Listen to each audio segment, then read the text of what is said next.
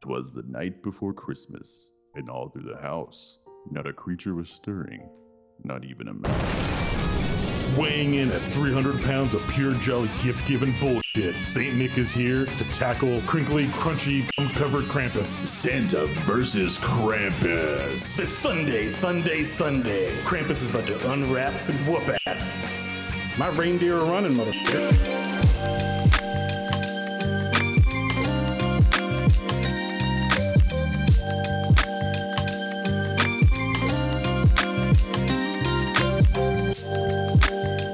So this is the Shallow Cinema Holiday Special Spectacular. I couldn't come up with more words to shove into the title. Extravaganza. Stocking stuffer. H Greg. Are they still around? No, they're gone. All right, then we can use it all that we want. Yeah, I'll throw in a whole, here's the ad. Panasonic Blu-ray, $99. H Greg. We're going to celebrate the holidays. Hopefully. If you've been listening, you already know kind of how we feel about Christmas, but hopefully all your holidays are jolly. Holidays are still a special time, even if you don't care for Christmas too much, even if you're a Grinch, if you're a Scrooge, if you're a Blackjack Bauer. That's me, by the way. And I am Nemo. This time I'm pretty cold. But we're going to kind of get into what we like, what we don't like about holiday movies, and some other stuff there. But no matter what background you come from, there's always something going on in December that surely you may like, even if you hate everything. Hey, maybe there's a cool sale or something. Hey, if you're a kid, you got snow days possibly. And if you're a gamer, those video game awards. That's your holiday gift. Anyway, I hope Jeff Keighley has a good holiday. He seems like a perfectly nice guy. Let's talk about some of these Christmas things. What makes holiday things? Fuck it, it's Christmas. Come on. No, but no, all inclusive holiday. Is that a George Carlin joke? No. Fuck you, motherfucker! It's Christmas. What does? And this is a question to the audience too. Hey, hit us up wherever we are. I don't read your comments, but I'll comment on them. Nemo will read them, and then I'll mock them. But what makes a holiday movie for you? What's the criteria that it has to hit, or also what do you enjoy watching in the holiday season? Because as we'll get into with my top 5, I think there's movies that every family or person watches during the holidays that maybe has nothing to do with Christmas, but to you it feels like a Christmas movie. I would almost say, as far as the spirit goes, it's almost more the tradition than the movie. Because you could watch anything, and if you do it every Christmas with your family, especially as a kid, maybe that'll make it a Christmas movie to you. One that's not on any of my lists, but I do kind of associate with Christmas, is School of Rock, because I got that as a VHS tape as a kid around Christmas. So always a Christmas gift. Probably. It was one of those ones that you get from an extended family member that can't be in town for actual Christmas, so they just give something to you early. The kids like this Jack Black. Yeah. I mean, yeah, they did. And I love that movie. And so I kind of associate that with mostly winter, not specifically Christmas, but it's one of those ones it doesn't really have anything to do with any of that. Getting cold outside, the leaves are falling. You're like, you know what? We'll put on some School of Rock. I get that. I pledge allegiance to the band. I feel like Titanic is that for a lot of people. Yeah, especially because I guess because it's cold and people are freezing to death in the Didn't movie. it also come out in December in theaters? Yes, its original release was in the Christmassy time. For sure. On that note, so was The Girl with the Dragon Tattoo, and most people probably don't consider that a Christmas movie. But for me, I don't. In making this list too, that we'll get to, did you check it twice? I did actually. Cool. Just making sure. And I had to edit and had to really think about it. But we'll get to that with the list part. But I don't have a movie that speaks Christmas to me. That's not made to be a Christmas movie. I actually do. Even thinking of that, clearly as a child, I watched Rudolph. Yeah, Rudolph, Frosty. But even Frosty, I don't think I actually even liked or cared about it. It's just that I knew the song, and I recognized that the cartoon was the song, because I don't think I care. I didn't dislike the cartoon, but I also didn't care about it. It was just, as a child, it's Christmas time. Right. I know these are going to be on. Or fucking Peanuts Christmas or something. I do like Charlie Brown Christmas. That one is like, it's also like one that I don't really consider like a movie because it's like 10 minutes. I know some people do, but I'm like, okay.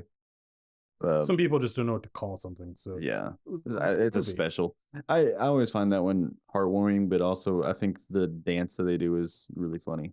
Well, the Peanuts dance is always fun. It's always good. Specifically Snoopy. Yeah, and there's was it is it A Year Without Santa Claus? That's also the stop motion animation one.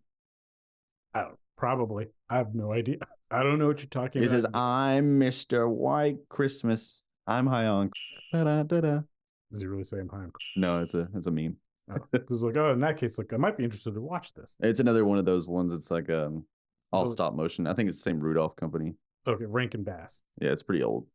Which I mean, I didn't know that was Rankin Bass. It's cool animation, but it's also kind of like the creepy animation. Yeah. Oh yeah. The Heat Miser is actually kind of terrifying looking. So I don't have. There's nothing for me that's like, oh, this is even childhood wise, like, oh, up front, like you mentioned a movie to me the other day that's going to be on one of your lists, I think. Oh yeah. And it's just like, man, it made me think, like, man, I don't think my family had. Oh, we're gonna watch this right for the holidays, or just like whatever was out. That's kind of like what mine did too. Like I even like called my sister before this Hey, episode. Did we have traditions? Literally, that's what I asked her, and she got into an argument with me over Homeward Bound 2, so that was cool. I have no idea what even brought that one up, but we were like, oh no, when like my cousins come over for Christmas or New Year's or any of that stuff with my family, we always played games. Like we do literally like hide and seek or a board game, or play NES, SNES, 64. Monopoly does feel very wintertime to me. That's fair. Because that's the only time my family would play that. And one time I got snowed in at a friend's house, and his family was like, well, I guess we can play Monopoly. Right. Ours was Risk. I mean, now I think I'd enjoy Risk, but that's interesting to hear, like, just a family like, all right, family time, everybody. We're going to play a 6-hour game of Conquest. It's mostly the adults, and the kids just got to watch. But for the most part, we get bored and go play hide and seek or something. But yeah, as a song, but we never sat down and watched movies. We would watch the Charlie Brown special when it airs, but we did the same thing on Thanksgiving.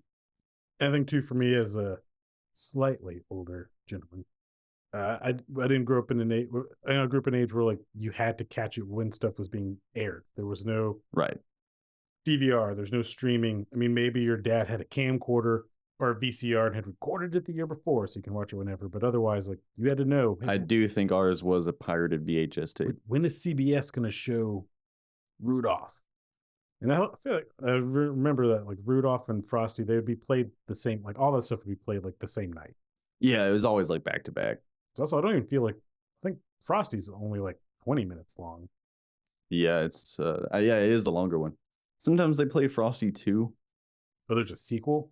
Yeah, I don't remember a lot about it. It's like a 2D animated one, and I think they have like a Richard Nixon parody in it. Now, as you're younger, did you grow up, did you enjoy like, say, Michael Keaton's Jack Frost? Yes, I did. Obviously you can't see it, but he definitely laughed to himself before he answered that question. Almost mildly of a shame. Just like, yes. Yeah.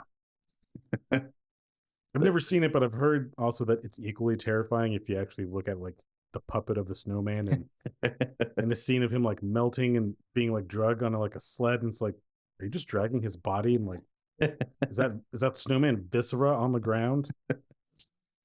God. Like it's, yeah, when I think about like Christmas stuff though, it's always like I hardly ever actually think to watch a movie. It's always music or video games. I hate Christmas. It's normally the songs that are for me. I do actually, because I will defend the movie thing later on, but like Christmas music, I do actually hate.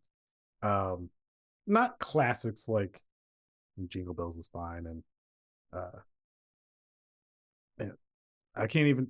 There's some stuff, the stuff that sounds like dark and dramatic. That's Christmas music. Yeah. I do dig, which again, my list will make sense with all that.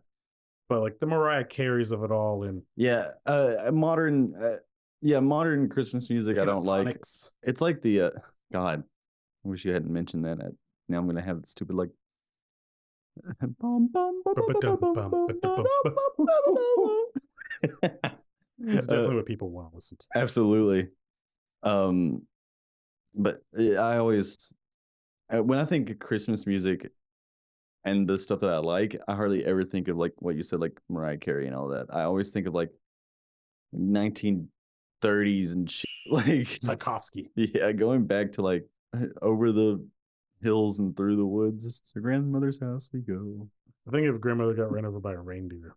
Well, I only think about the movie if I think about that one. I've never seen the movie. By the time I think they made that, I was already like, nah, I'm fine. I don't need this. Yeah. The song was funny enough. That was the VHS tape that got endlessly streamed at Christmas time in all schools. What did you say VHS streamed? You did. That kind of makes me want to hate myself. Yeah, it's your generation. With mistletoe. I mean, technically it's streamed. It's streamed off of a magnetic tape with fuzzy tracking onto a tube television in sub 480p definition. Thank you, Professor Science. What do you have a criteria for a movie that's like, oh, yeah, it's a Christmas movie? For me personally, it's like if it's a movie about Christmas, then yeah. I don't know. It's such a hard question when I'm so like cynical with Christmas movies, especially. If you say, "Oh, what's a Christmas movie?" Rudolph is normally the first thing that comes to mind, and then if the first live action is always Elf. So I didn't see Elf until 2018. Wow. I had nothing against it, but again, when it came out, still not a big Will Ferrell fan. He's not unfunny. It's just like didn't crack me the fuck up. And yeah, like a family movie, like what that wasn't going to just appeal. Like, I'm going to go to the theater to see this family film by myself or with my friends. I don't think I saw it in theaters or anything like that. It definitely was on. It might have been on tape. I don't know. And then, yeah, watching it with a girl I was dating at the time, because she's like, you had your same reaction, like, you haven't seen Elf. I'm like, right. No, I haven't seen Elf. It's like, oh my God, you got to. Obviously, as I watched it, and when it was over, she's like, so what'd you think? Kind of stayed in this girl. So I'm like, that was a really funny movie. That was a good movie. You said, what do I look like? Yukon Cornelius? My honest opinion of it is like, it's fine. Like, because I'm not going to shit on your parade. I see where people would like it. And if you saw it at a certain point and it hit you away, like, you're going to love that movie. It didn't hit me in that way. It was just like, right. Yeah, it's funny. Will Ferrell's a giant elf. Cool. He's eating a plate full of diabetes. This is good stuff. You know the movie's Tarzan. Did you see Brendan Fraser's Tarzan? I did. And also, that's George of the Jungle. Excuse me. It's George of the Jungle. Put some respect on his name. So for me, a Christmas movie just has to, the season has to be in it. Like when you watch a movie or TV show and a reviewer's like, the city was like another character of the piece. I think Christmas holiday needs to be a relevant aspect to the plot. Yeah, absolutely. Now, I think a lot of people would also think that like it needs to have Christmas themes in it. It needs to have a uplifting message. It's got to be a family picture. Okay. Well, I definitely don't agree with that because I mean, like, look at horror movies like Black Christmas. Christmas is literally in the title. And I think there's a lot of people who would say like, well, it's not a Christmas movie. I would disagree. It's a movie about Christmas, so I mean, I would too, and you'll see with my list that I definitely. Yeah. But I do see their point of. I get it. When I watched a movie on my list with someone, and they adamantly were like, "This is not a Christmas movie." At the end, no, it's true, and you can shove Christmas into a lot of different things. And yeah, there's 2 episodes of a TV show that I'm also going to point out on my list that I will try to watch those every Christmas if I'm dating somebody, so right. The Christmas spirit. Otherwise, if I'm single, I'm just like, fuck this. Exactly. Pure joy. Like, I don't want to I was just. But I agree. Like, I'm not gonna watch like stuff like that. Black Christmas, the original. Oh, either both of them though. I forgot that it got remade horribly. I think my dad had it on DVD.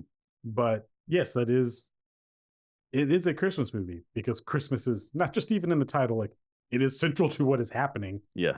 and it takes place at Christmas time. I think it actually takes place on Christmas Eve, if I'm remembering correctly. It may not be Christmas Eve. It's been so long since I actually watched it, I don't even remember. But as long as those things are there, and then if there's other little like references to Christmas, then it counts, in my opinion. Which is weird because like I don't feel like anyone debates like, is this a Halloween movie? Right. Is this a Valentine? I don't even know if there are Valentine's Day movies, but Valentine's Day. no other like season or. I was trying to think on the way over here too. Is like when Blockbuster existed, did they have a holiday movie section? God, I don't think so. I don't think they did. I think they're just like, I know it's a comedy or it's family.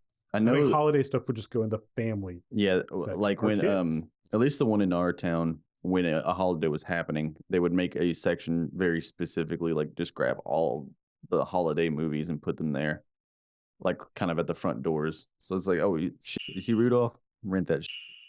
Now, if for them doing that, if they still existed, do you think their employees there had debates on that's not a Christmas movie? Don't put that on that shelf. I would say that they probably got just a straight up list from corporate. Yep. You will put these up front. I say so, especially because like, hey, there's a new title out. Put 30 of those fucking copies at the top. So it is interesting what constitutes a Christmas movie, and there are good ones. Like we're gonna get into. Like I don't care for Christmas movies because usually they're super saccharine, they're overly earnest, and usually very formulaic as well. Just like obviously this is what's gonna happen. Like a standard rom-com where right, the beginning of the third act, like, oh, they're gonna have an argument that splits them apart, but like, don't worry, in 28 minutes they will resolve this problem. And also something with a lot of these, if Santa Claus is not directly involved with the plot, it always feels like a major character reveal if you see him like at the end, or like an old man winks or something. Like he was Santa the whole time. Just like, what? I think there's a movie with Tim Allen about Christmas. It's not Santa Claus. I'm purposely I lingered there for a second. It's Christmas with the Cranks, starring Tim Allen and Jamie Lee Curtis. And it's a terrible movie all around. But I believe early on, Tim Allen gets like soaked. Yes, he does. Having to get something for Jamie Lee Curtis from the store. He gets an umbrella from an old man. Umbrella from an old man. No, he man. says, fuck your umbrella. He definitely doesn't say fuck your umbrella. Maybe he does. I don't know. I've never actually seen it. And I don't believe that old man shows back up at all through the movie until the very end, where then he rides off, I believe, silhouetted in the no, he shows up one more time and he takes the umbrella. And basically I want to say the ending shot of the movie is a moonlit silhouette of he was Santa and he rides off in the sleigh with the reindeer. Oh, it's not a moonlit. He straight up hits the fucking camera. And it's, again, someone who hasn't watched it, but just hearing it, having had it described to me was like, everything else in this movie, as dumb as it sounded, seemed thoroughly rooted in reality. And then you're just going to throw out like Santa Claus is real. And yeah, he gave him an umbrella. He sure did. That didn't solve anything. I don't think it even plays a pivotal part of the plot. And you look at the list I'm going to go over to, you think I'd almost like Christmas with the Cranks, where it is it seems like the couple's like, Christmas. Like, we're just going to do our own thing. You can't make us do whatever. Yeah, and I think he steps on a cat or he freezes a cat. And I get that confused with Matthew Broderick and Danny DeVito had a movie. What's the dude's name though? Hang on. Deck the Halls. That's what that What's the fucking the Crystal Head Vodka guy? A Ghostbuster. Oh, it's Crystal Skull Vodka. What did I say? I think Crystal Head Vodka. I don't know. It's Dan Aykroyd. I thought it was Crystal Head Vodka. I think it's because he's like Crystal Head Vodka because it's in a skull. Yeah, well, Dan Aykroyd's in that movie. Christmas with the Cranks. Yeah, he's a neighbor. No, he's the elite of the HOA. It's like, come on, Crank, put up your Santa, put up your Frosty. He gets his hands caught in Jamie Lee Curtis's window. I wish he got ripped off. That'd be good. It'd be a very different movie. I don't want to talk about Christmas with the Cranks anymore. Let's get off this. Did I jump ahead to a list of stuff that you hate? Yes. So Elf is definitely the one that I'm like, Christmas time, I'll watch Elf. I like it. Are we jumping into, is this on your top 5? This is not on my top 5, but it's just one that for me, this is the season type of movie. And I'll state, like, I don't hate Elf, but you're never ever going to hear me go like, you know what? Well, I mean, let's watch Elf. Your favorite director directed it. David Fincher did not direct that one. It's Jon Favreau. And I do like Jon Favreau. And again, it's a fine movie.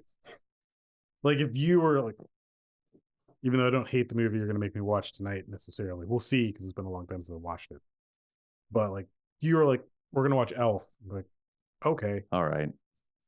But again, I will never ever recommend it. Same as like, I don't hate camping, but I'm never going to say, let's go camping. Right.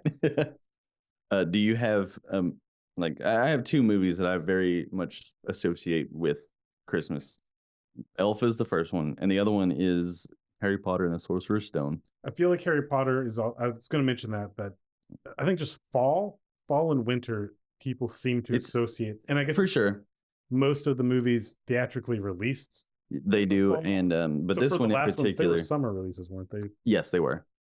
But this one in particular has like a pretty big Christmas scene because it's the first one. Which one? Which Harry Potter? The first one. Sorcerer's Stone or Philosopher's Stone. Because you're American, so you call it Sorcerer's Stone. Our friends over in the pond. The Sorcerer's Stone. Philosopher's a hard word for Americans to say, I guess. I don't. Why is it called two different things? Is it a religious thing? Yeah, I think so. I looked into it, and like philosopher was like evil. Yeah, but also like sorcerer is too. Like, I'd say sorcerer is more evil than philosopher. I don't know. It's there's some really weird shit around that, and I don't even care. It was such a weird time, and it's funny to think that there just is two versions of the title. Since every Harry Potter movie is generally a year of school. Yes. Is there a Christmas bit in every Harry Potter movie? Which I should state, I've seen 1, 2, and 3. There's a pretty big. There's the biggest one in my opinion is the first one. There's a pretty good one in the third one, and the fourth one probably has the most emotional one. Is that the one where Robert Pattinson dies? Yes. And I think there's another scene in part 6 that has some stuff with like the Christmas times. Yeah, there is. And but part 6 I think has more Valentine's Day stuff in that one. Young kids in love. Yeah. But this is the first one because, you get Harry. He's, an abused child. He's never actually had Christmas. In the book, there was a pretty big deal about that. And yeah, he opens presents and he actually has presents for him, which he's like surprised for. And it's like, it's not as heartwarming. It gets me. It's like, he's the kid that got forgot. And also, that movie was directed by Chris Columbus. Who will come up later. Sure will. More than once. Probably. Sure will. So clearly. No, I know it probably sounds awful. And all this could just make me sound like the biggest Grinch with the heart so fucking small. But like, my heart is so big, you guys have so much love. But no, I don't. I mean, if you say Christmas, if I'm going to think of a movie, I mean, yeah, I will think of Rudolph the Red-Nosed Reindeer, Frosty the Snowman, begrudgingly the Santa Claus. But as far as like something that's endearing to me, or that to me, if I watch it, makes me feel Christmassy, no. Like I said in the last episode, that our second to last episode, depends on when this comes out, which ones you heard, but the Guardians of the Galaxy holiday special may very well become like a staple for music. Maybe every Christmas I will watch this, and it will make me go like, you know what, Christmas isn't so bad. I do have another choice on here that I picked for that, like a movie that's like I wouldn't really go out of my way to watch it, but it's just one that does make me feel good. And it is the remake of Miracle on 34th Street.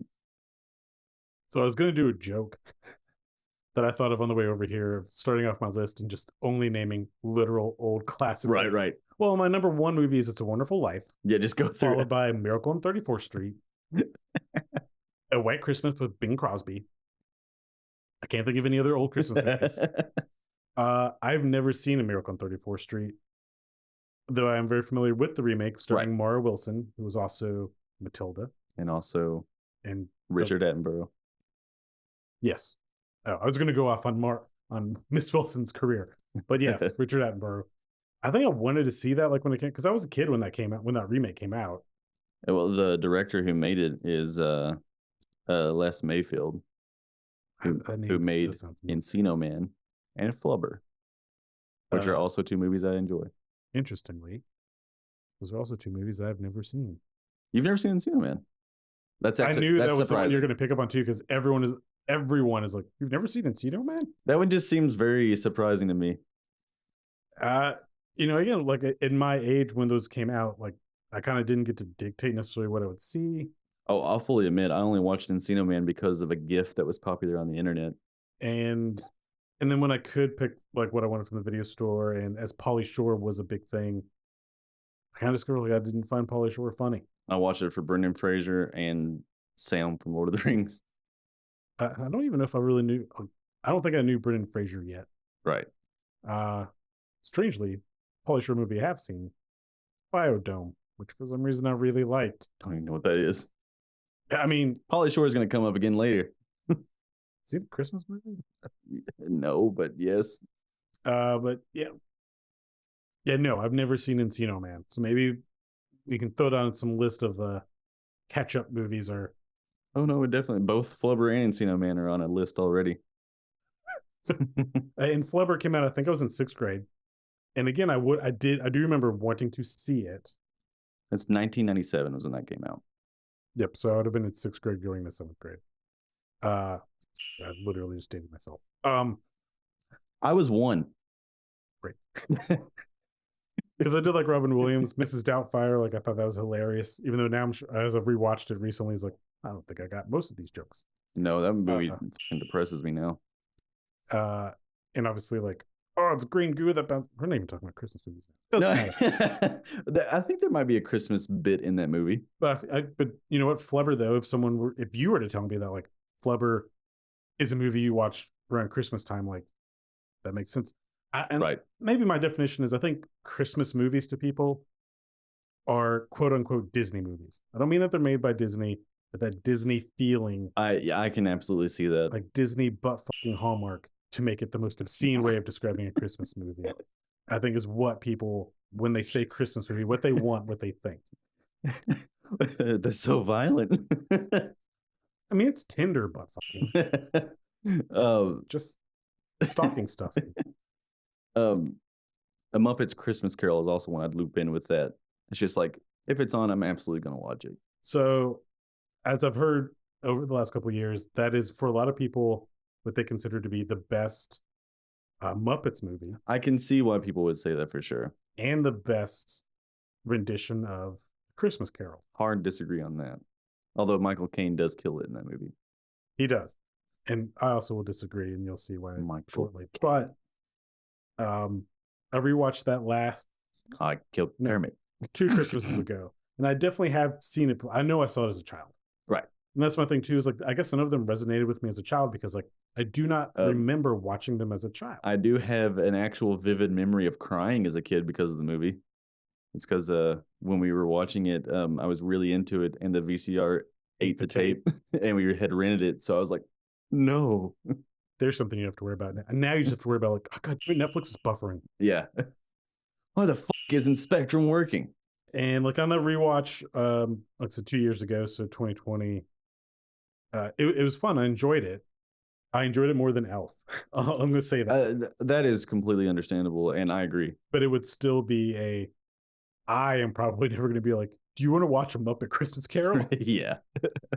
But like the girl I was dating at the time, she's like, we got to watch. She had a list of like, we have to watch these movies. And I was like, I think 34th Street and Muppet Christmas is like the ones is like, if it happened to be on in a room, I would watch it, and I'm not going to turn it off. But I might actually sit down like on the couch and accidentally watch the whole thing.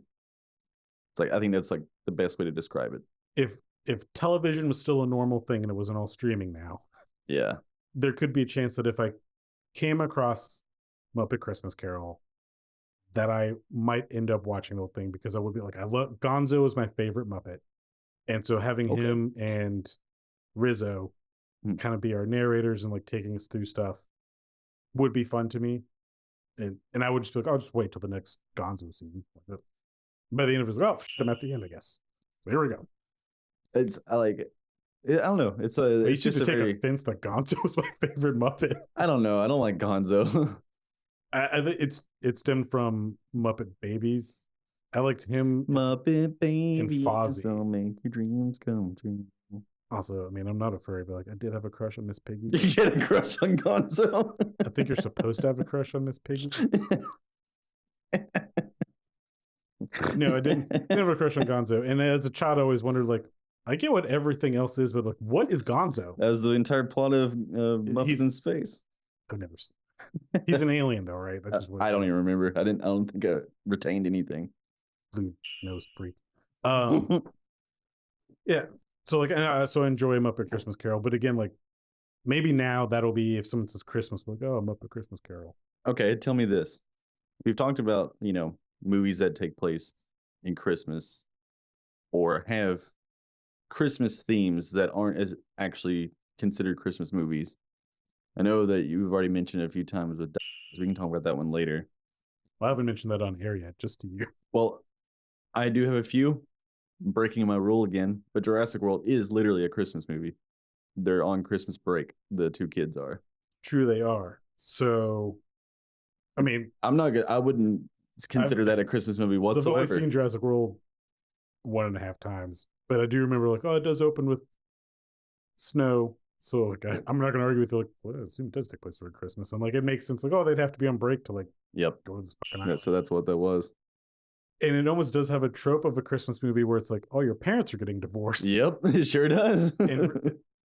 and oh, you should want to like try to save the marriage, except that like this is a pointless plot point that we will never ever touch on again. Ever again. Like, it's gonna make the kid cry once. We hired Judy Greer for some reason, and your parents are getting a divorce. It sucks. So here's I'll make the argument though of, well, yeah, it does take place during the Christmas season. Technically, it's relevant to the plot because the only reason they could be at Jurassic World is because they're on Christmas break. Right. But at no other point is Christmas or anything Christmassy mentioned. Nothing in Jurassic World is. Yeah, like you think maybe it would be, which honestly it should be, because like you went to Disney World or Disneyland in California. Is this a plot hole?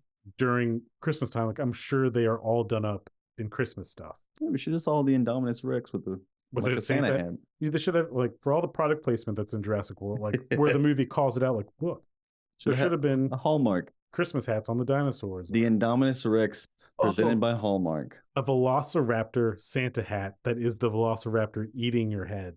Maybe that's a bit too dark, considering what happened at Jurassic Park. I'd buy that. I mean, I would too. But I'm sure they would get sued. Another one, a big one for me, is Edward Scissorhands. Ooh, yeah, because I mean that is there's some pretty good like actual Christmas themed scenery happening in that movie. For me, then literally the opening of the movie, the 21st Century Fox logo is in snow. With that, then I would also throw in Batman Returns. That's another one that I figured you would. Taking place over, like, it is literally Christmas in Gotham. That is the whole fucking point. I mean, that's the whole point. You got that's the meaning of Christmas. But I mean, no, I think even the opening scene of Penguin getting discarded, I think it's Christmas Eve that the parents do that. Danny DeVito once again. And Michael Keaton also. Talking to a friend last night while I was scrubbing through some of my top 5 movies to have some talking points.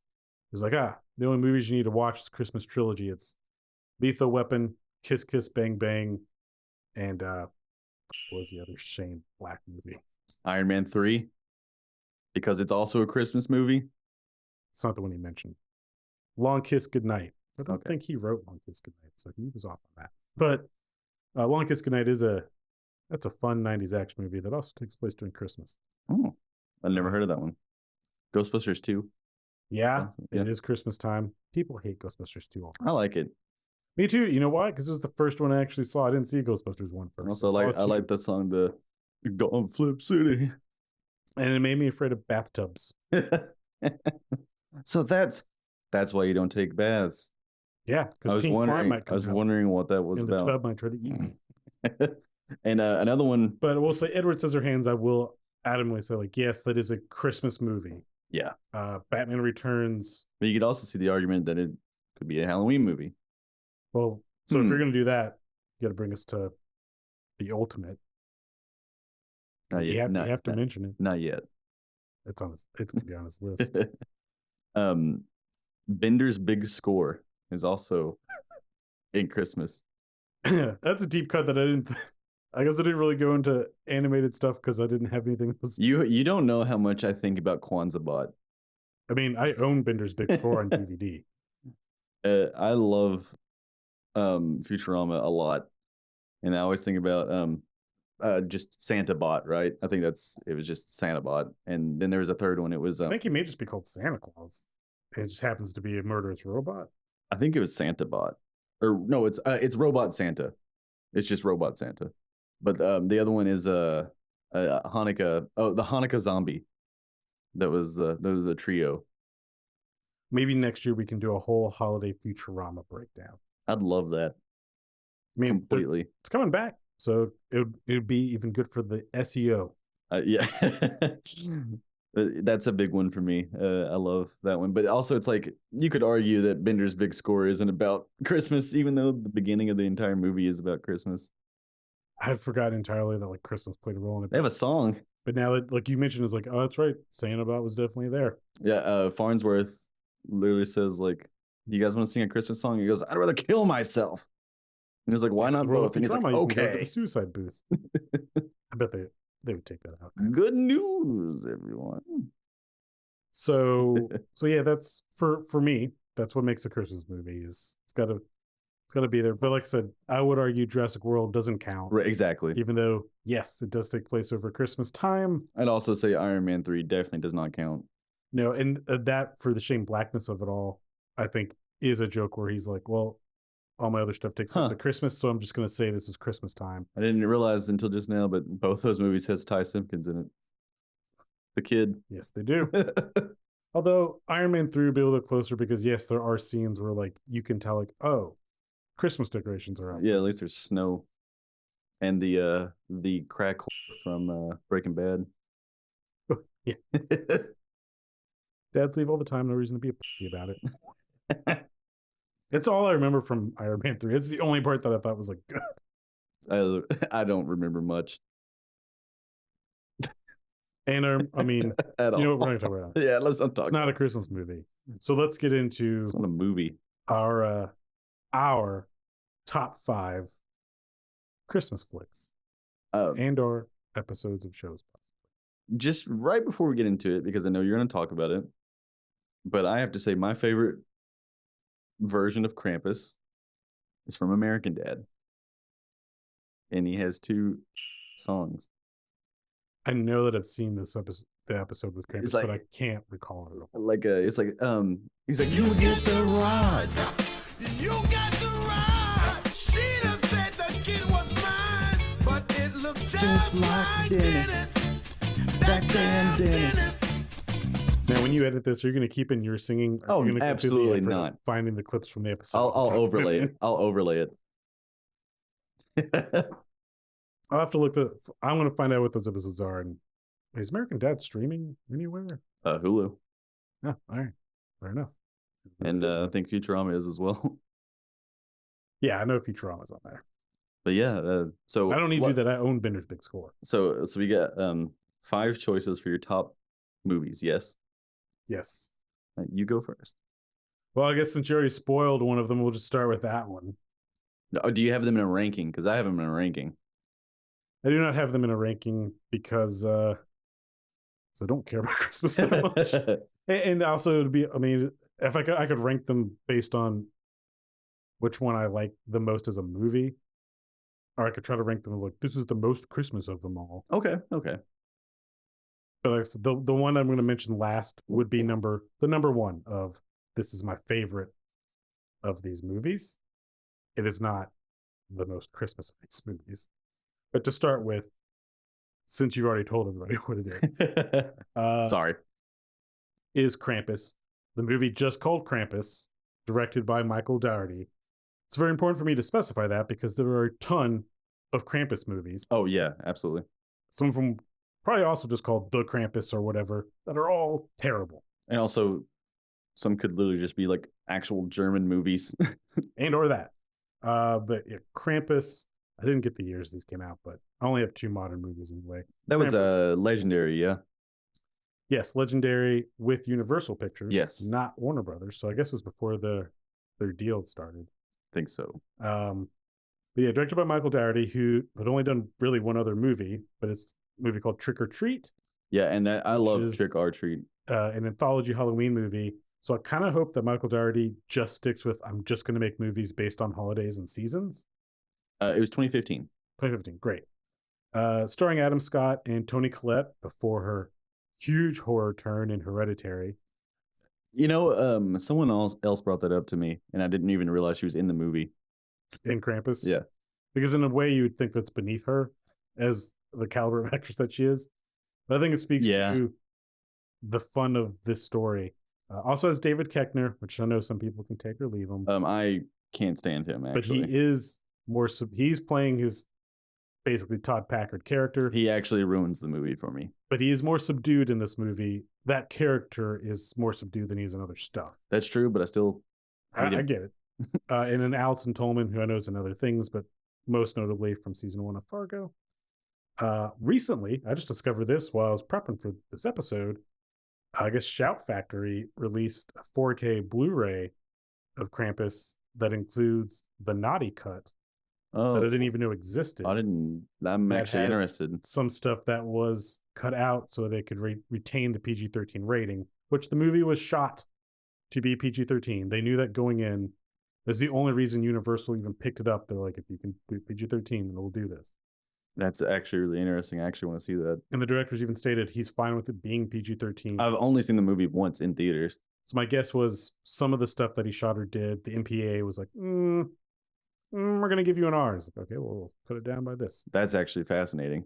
I don't know how much longer it is, but yeah, now I'm going to like seek that out because I definitely do want to see that. But here's what I really want to say about this movie is that if you look at movies from the 80s, and I'm talking like kids movies, right, or family movies, there's a darkness to them. There's like some almost brutal stuff that you wouldn't get now. And some of the stuff is like rated PG. I mean, shit, Poltergeist is rated PG. And that's someone ripping their face off. There are movies that could introduce a kid like, hey, you might like horror movies, and here's something that's kind of scary, but like not brutal yet. It's enough to give you that, like, the spookiness where you're like, actually really enjoyed that. I'm kind of start looking into stuff. Edward Scissorhands and Batman Returns. Yeah, absolutely. Tim Burton's 80s work is definitely like, is this for kids? Because like this is kind of dark. Yeah, for sure. And Krampus has that. Like it's like you can watch this with your family if your family's cool, right? Because it's not gory or graphic. There's really good sound design in it, where when some kills or things are happening, like the sound design sounds like an R-rated horror movie. The big selling point, which they did for this movie too, was using tons of practical effects. Yeah, I think really the majority of the CG is like the gingerbread men, which is unfortunate since that's like literally the worst scene in the entire movie because it looks so bad. But I kind of enjoy it, the kind of campy kitschiness of those particular, just like really, oh, you look like the gingerbread man from Shrek. Yeah, I almost feel they're just like, you know what, just lean into that, just do that. I feel like that almost hurts the movie too. It's definitely something I don't like about the movie. The movie does have issues of it is trying to be too many things. Trying to be like the Jack in the Box in the attic. I'm like, that to me, I think that is genuinely terrifying. I almost wonder if some of the stuff that got cut is from that. And but yeah, this, it's trying to be funny. It's trying to be dramatic. It's trying to be dark. It's trying to be I mean, the entire opening with like the kid lost in the snow is like genuinely terrifying. Well, the real opening actually of slow motion Christmas music playing of just this crowd of people is running over store clerks. It's Black Friday. Yeah. And it kind of sums up what any other Christmas movie that want to make that point, that would take 90 minutes to do it. This movie does it in 90 seconds with its opening credits. In like 2 seconds. Christmas is commercialism, and we're all terrible, which is really the point of the movie. Yeah, exactly. That's why Krampus comes to town. And he did make effort to make the entire first act of the movie just a straight Christmas movie. Like, and that was good. Which is like the family's dysfunctional. That was well done. And Christmas story would be like the family's going to come together or whatever. It's like, what if the whole family's terrible to get all together and it just gets worse? Right. But by the end, it is a morality tale still. And they do, I mean, at the very end, as they're literally being murdered, like I love you and I'm sorry that I'm a horrible person. Right. And then, I mean, this is a spoiler, but like it's almost a 7-year-old movie. That's what I was trying to say the entire time. I like that it's also a dark, twisted ending of like, basically what happens, the main kid gets angry at his family kind of Home Alone style wishes that they would just go away, Right. and that thusly summons Krampus. And Krampus in this is described as the shadow of Saint Nick, Yeah. which I love too because he's not just a monster. He enjoys the cat and mouse game, because if you watch it as a horror movie, you might be like, why doesn't he just go in there and kill him? It's because he wants to play with them. And also, he also genuinely wants To kind of genuinely teach the wants to teach lesson. them. Yeah. Which is really, really cool. And then, yeah, the ending, even as a kid, rescinds his wish, and he's like, I learned a lesson. And then Krampus just like, nope, you're good. Like, just throws him into hell. And then the ending is, you almost think it was a dream because everyone's back alive. They're in the house. It's Christmas, and the camera pulls out, and then they're trapped inside the snow globe Right. of like, is there hell to just perpetually live Christmas stuck together in this? And I guess there's a comic book sequel to this Oh, I have no that idea. explains the ending. Because the director at first wouldn't say like if it was a happy ending or a good ending. Like happy ending of they Like they everything learned a sticks, lesson. Yeah. They are back alive, and the snow globe is just Krampus's way of being able to keep an eye on them. Or are they trapped in this and this is hell? I like But- the pocket dimension. The comic book apparently explains like, no, it's the happy ending. Like Right. they learned. I enjoy more Ooh. the nope, they're in hell, and this is what happened. But it is just for all its flaws, it's a fun movie. It's clever and creative, and Krampus looks fucking sick. Yeah, that was definitely my number one thing, especially even like doing like this weird mask deal. Like, right. Yeah. The it's first cool. time I saw it, I didn't realize it was like you never see his face. What you see is something's face he's wearing over his as a mask, I guess a human face. I might need to rewatch this. Maybe I was really cynical at that time, like overly cynical for that movie. Which is weird because it's almost it's a mean spirited movie, which is what people kind of don't like about it. Because Right. it's mean spirited, but at the same time, it wants to be joyful. I think almost for me as like I didn't think it was violent enough, and that could be my own fault. No, again, that's a I was lot of also people's very criticism. angsty around that time too. Is that it is trying to do too many different things, and it never really, it doesn't go all the way with the gore. It doesn't go all the way with the kind of satire of Christmas. It just kind of sits in this little pocket, but I Yeah, think it's a fun little pocket. I might rewatch that. So yeah, Krampus is my Number 5. my number 5. If I'm not going to number these. My number 5 is really stupid, and I actually rewatched it before I did this because, God, I don't even know why, but I really like the movie Casper's Haunted Christmas. So yeah, again, this is the one you told me about the other day. Yes, I had it on a VHS tape. I think there was a trailer for it on the VHS for Prince of Egypt, maybe. Right, that would make sense. And yeah, it was from the 2000s. Actually, it's 2001, and like, And is this one? This is still live action, or it's is this CGI, animated? and it was made by Owen Hurley, who made Beast Wars, the show. And in fact, the opening of the movie has a recycled model from Transformers.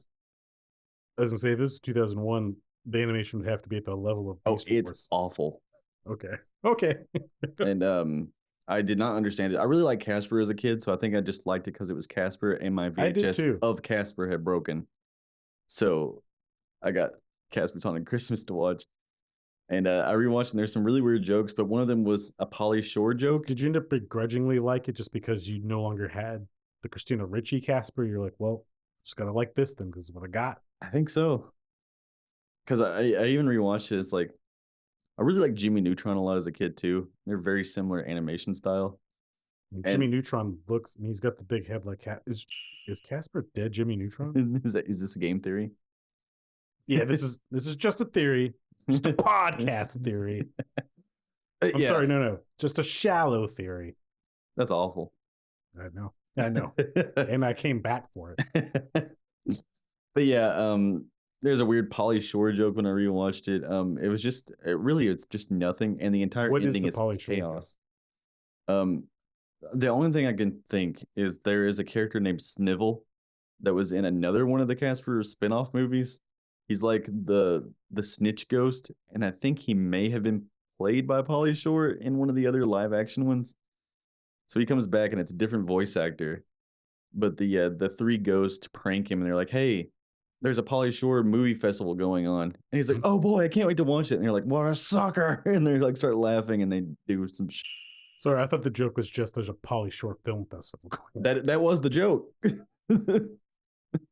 The joke was like he's such a loser that he's gonna go watch Pauly Shore. So like, do these guys have a problem with Pauly Shore at the time? Maybe Pauly really burned the production crew. By Maybe he did. Jack. So that was like one of the things that stuck out to me when I rewatched it. But yeah, like at some point it just turns into noise, and like the entire ending is just like screaming.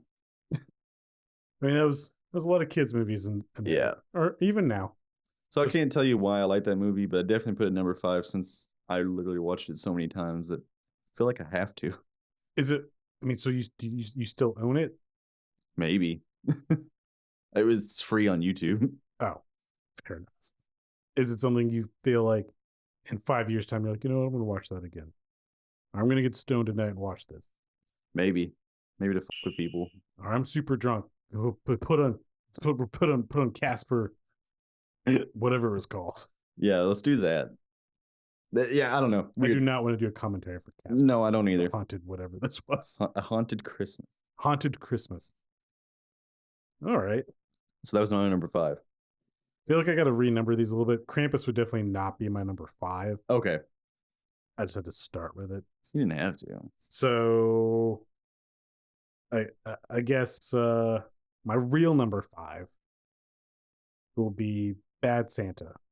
And this is not the one with Vince Vaughn. Yeah, Vince Vaughn. That's called Fred Claus. Thank you. I'm not ashamed that I know that. I guess it's just my movie knowledge that I'm able to pull that out. Never seen Fred Claus. I don't either, but I always associate that name with that movie. But no, Bad Santa is just the very R-rated, very raunchy. And that is Billy Bob Thornton. Comedy with Billy Bob Thornton. Okay. And Bernie Mac and John Ritter's last film role. Yeah, it was Bernie Mac. That's who I was like, God, there was somebody else. And Lauren Graham, who most famous for Gilmore Girls. Kind of surprised that she's in this, not just because her image would have been Gilmore Girls, but I almost feel like that was still on, I believe, at the time. I feel like the producers would be like, you're not doing this kind of like, this is going to ruin your image. I feel like I may have watched this movie, but I kind of have no memory of it. It's fair enough. I mean, it's been a while since I'd watched it, but it's like it's just a really funny movie. I mean, most of its humor is just like, look at how obscene they're being, not just with what they're saying, but like what they're doing. I mean, this is a Santa that specifically likes with big women. We have a scene of him screwing a big woman in the dressing room at the mall. The more I'm thinking about this, I think I just watched Fred Claus. Very different movies. But he's a thief. Him and his partner, I want to say it's Tony Cox, who's the partner. Was there a joke in that movie where he like pisses himself? Oh yeah, he definitely pisses himself. I think many other things. He's a mess. Might remember that from a trailer. It's directed by Terry Zwigoff, whose most other work is Ghost World with Scarlett Johansson and Thor Birch. Now, this was his only, I would say, major studio movie. Even though, interestingly enough, Universal passed on this because they thought it was too gross. This is why Dimension was like, we'll put it out. Okay. And also, there are 3 cuts of this movie. What? There's a theatrical cut, which is 92 minutes. There's a Badder Santa cut, which is 99 minutes, that the studio did without the director. Like, intentions. Is the last one called Uncut? No, the last one is just called the director's cut. Okay. So he also did his own director's cut, which is 88 minutes. So it's very rare that you see a director's cut where he's like, I'm going to make it shorter. I'm imagining you would find this on the shelf next to like American Pie. Like this is like way more. Like American Pie is still like, American Pie is very tame compared to it is, yeah. It just feels like that type of like, I don't know. It was a little bit after the era of American Pie, but yes, it definitely would be in that kind of category. R-rated comedies, which we don't get a lot of. Right. But it is a Christmas movie. He's a Santa. He dresses up as this mall Santa so he can rob the mall. Okay. And he ends up staying with this kid who lives with his grandmother, and is this fat, weird kid who doesn't have friends, and like, but still being a Christmas movie, right? Eventually, Willie, who's Billy Bob's character, does kind of eventually, in his own way, warm up to the kid and wants to like do something good. And a couple. Willie, Billy Bob's character, says, I think I've turned a corner. Yeah? You fucking petite now? No, I'm not talking about that. I beat the shit out of some kids today. But it's for a purpose. It made me feel good about myself. It was like I did something constructive with my life or something. I don't know. Like I accomplished something. You need many years of therapy. Many fucking years of therapy. there's your Christmas turn. And again, I love it because it is still giving you this warm, good feeling of like, he did do something. He stood up for that weird kid. But we're going to deliver that message to you in the worst way maybe possible. the worst possible way. And one other line that I just really enjoy is security guard asks him, His pants are awful big. You wouldn't be trying to steal nothing, would you? The only thing I got in here is something to cripple your sister with. That's nice talk. Yeah, up your ass. So yes, well, as a raunchy comedy, hopefully I'm getting across like it's not American Pie raunchy. It's very much we're going to say the worst things that we could possibly say, and we put it to film, and we put it in a Christmas movie. It's like South Park. Yeah, kind of. And where other movies would just literally take the joke as like, look, we're being obscene about Christmas. This is still genuinely funny. Like if that was an Adam Sandler movie, it'd be, instead of what you just said, it'd be like a Jingle Bells balls joke. And he would do it in a dumb voice. Yeah. It's a Jingle Balls. I can't do Adam Sandler. I'm not that. So that would be my number. That's your number 5. My actual number 5. My number 4 is Jack Frost. The horror movie with Shannon Elizabeth? No, Michael Keaton. Because the other one is also technically a Christmas movie. It is. I love that they're and both, I do know other kids who actually did rent the wrong movie. because they're both titled exactly Jack Frost. So it definitely is not just a joke on the internet. and their covers, other than the horror one, it's clearly a scary looking I mean, when you're snowman. getting it from Blockbuster when on you look VHS, it's a fucking blank tape. Yeah, it's just like, what's happened? So people would literally swap the tapes just to be funny. If I had worked at Blockbuster, I would. Absolutely. But I did like the movie. I remember my mom hated it. She was like, "Why would you ever want to watch this? This is a filthy movie." I think she also Did thought she watch the other one? I think she just thinks Michael Keaton was a gross guy. That's, I mean, I guess, okay. I don't know. I don't know. My mom's weird, but it's actually really depressing and really fucking fucked up. Yeah, actually. what I know of it, it's literally a rock star dad or wannabe rock star dad who doesn't spend Dies. time with his family, dies on the way to basically the gig that would have made him, and now gets to spend time with his dad. I think there's a line in the movie that some other kid says, "Snow dad's better than no dad." Yeah. And again, this is a family funny picture, but if you look at it, it's like, oh my god, these children are deeply traumatized. I mean, he also gets to kind of watch his dad die again at the end. So it's like, and if I believe correctly, That's too, the weird. magic is never fully explained, like how this happened or why. it assumes that you've watched Frosty the Snowman. So it's Shoot. like, we don't gotta explain that. Where presumably Michael Keaton doesn't have to leave. He could stay as Snow Dad. Yeah. He's like, nah, I'm gonna go. That's really funny though. Like the fact that like, And also his wife. It's such a like, dark doesn't movie. he? Because he takes the kid up to like some cabin or whatever, and doesn't have to call his mom to like come get him. Yeah. So she gets to hear his voice and like, yeah, I'm alive again, but I'm about to leave and go back to heaven or hell. Who knows? peace. So what was that? Is this something of you saw it at just the formative years where it made that impact? Or like, Yeah. Like, it's just like one of the ones like, I don't know. It's just like, I really like this movie. It just is, I don't know. how do you I feel think the about, bizarrety of it is what makes me like it so much. because it is mostly a puppet. Yeah, and I do love practical effects, so seeing a weird ass puppet that looks terrifying is pretty cool. Do you know why it looks the way it looks? I'm going to give you some trivia. Maybe if you don't. I'd know. probably nope, I don't absolutely do not. Michael Keaton was not the original actor to do that role. I think I've heard that before. It was supposed to be George Clooney. So the puppet was designed Oh yeah, I as did. George Clooney. I have heard And it that. got swapped out for Michael Keaton. And they asked the companies, like, hey, can you switch the puppet? And they're like, no, we don't have. We start filming tomorrow. We can't change this. So, like, now if you watch it again, like, look at the snowman and you'll kind of see, like, I'm does look like I'm George even Clooney. picturing it in my head, and it really does look like George Clooney. That's pretty funny. I like that. That's number 4. All right. All right. So, okay. So number 5 for me was Bad Santa. I'm going to say Krampus is number 3. So, Okay. so my number 4, it's going to be Scrooged. I have not seen this one, and I actually don't know anything about it. I mean, it's another retelling of A Christmas Carol. It's a modern for 1988 retelling of A Christmas Carol of a TV executive Okay. getting the Scrooge treatment, basically. Gets visited by 3 ghosts. It's very much in the realm of kind of the 80s, of like the Tim Burton stuff, and another movie that's going to pop up on my list here shortly, where it is dark humor, but it does still follow the beats of A Christmas Carol. Which, I mean, there's like a ton of adaptations of that, and it just making it in a more unique way really can make it resonate more. And while I cannot speak with certainty if I saw this before I ever saw Muppet Christmas Carol, I feel like it did, or this definitely impacted me more as a child. As I remember the ghost of Christmas Future in this movie, who looks straight up like the Grim Reaper. I think I may have seen something about that now. And at one point, Bill Murray, like, he thinks it's because they're also staging a live presentation of A Christmas Carol at the studio.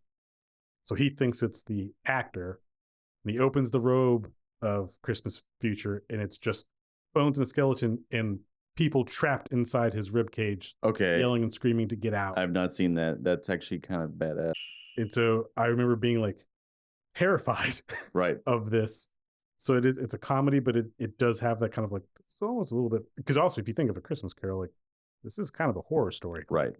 Being visited by ghosts and being shown some f***ed up stuff. Yeah, it's scary. It's meant to be scary. It's like, hey, straighten your life out or you're going to suffer. And this was directed by Richard Donner, who's probably most famous for directing Chris Reeve Superman movie Oh, okay. and part of Superman 2 and the Lethal Weapon movies. But he did have concerns with like doing a comedic take on A Christmas Carol, but he went ahead and went with it. Apparently him and Bill Murray did not get along on set at all. Isn't like Bill Murray like famously hard to work with anyway? Somewhat, yeah. And you can kind of see it in this. And I mean, who knows what all the real backstory was. And I don't want to get into that part. This is more just like, I do enjoy this movie. Bill Murray is a little bit overacting in it. It also could have been some of the direction he was given. It definitely could be. But this is also famously hated by Roger Ebert. And he stated it as the worst version of A Christmas Carol ever. That's actually pretty amazing.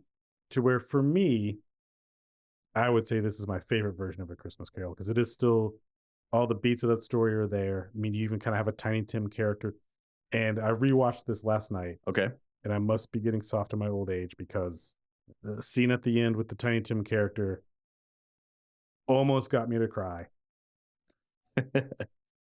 Even though I knew it was coming, it was just like, that's the beauty of this movie too, is this is a dark, almost more mean-spirited, running theme of the stuff that I like. There you go. Mean-spirited version of A Christmas Carol.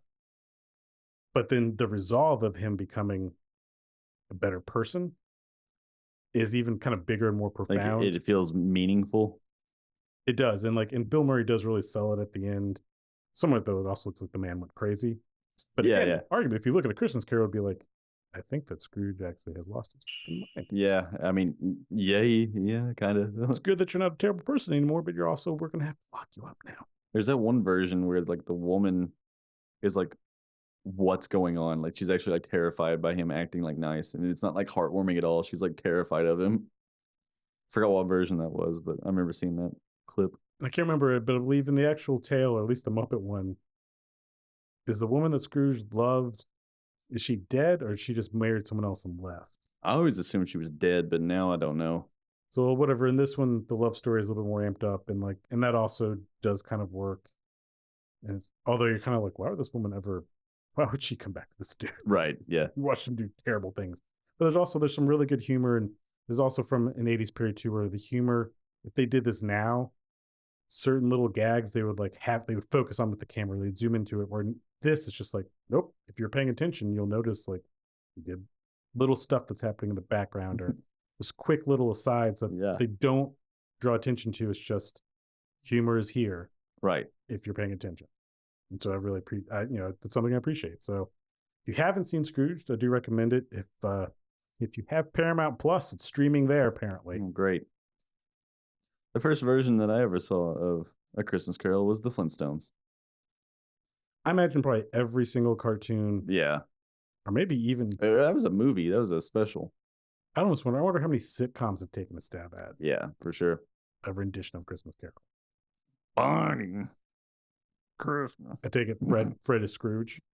I think if I remember correctly, it's actually they're performing a play of the actual story, and stuff is going on in the behind the scenes while they're trying to do the play.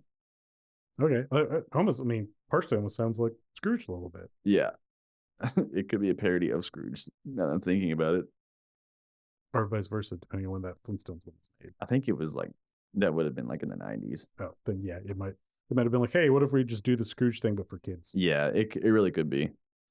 But yeah, I kind of feel like I need to watch the movie now.